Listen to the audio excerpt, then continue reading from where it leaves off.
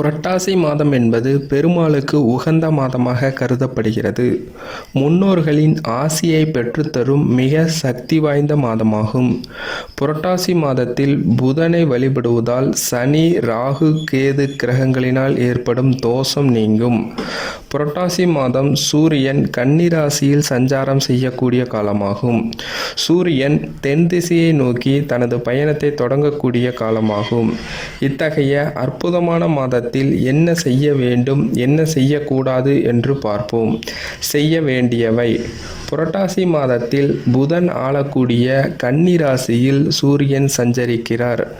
புதனின் நட்பு கிரகம் சனி பகவான்.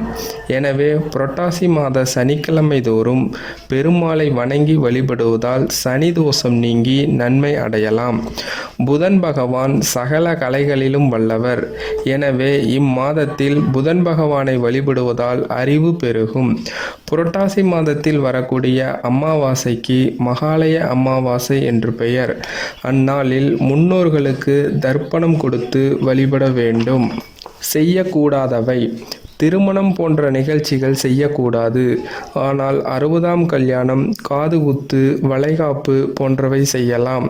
இந்த மாதத்தில் வாஸ்து நாட்கள் எதுவும் இல்லை என்பதால் புதிதாக வீடு கட்டுதல், கிரகப்பிரவேசம் செய்தல், வாடகைக்கு வீடு குடிபுகுதல் போன்ற சுப காரியங்கள் செய்யப்படுவதில்லை.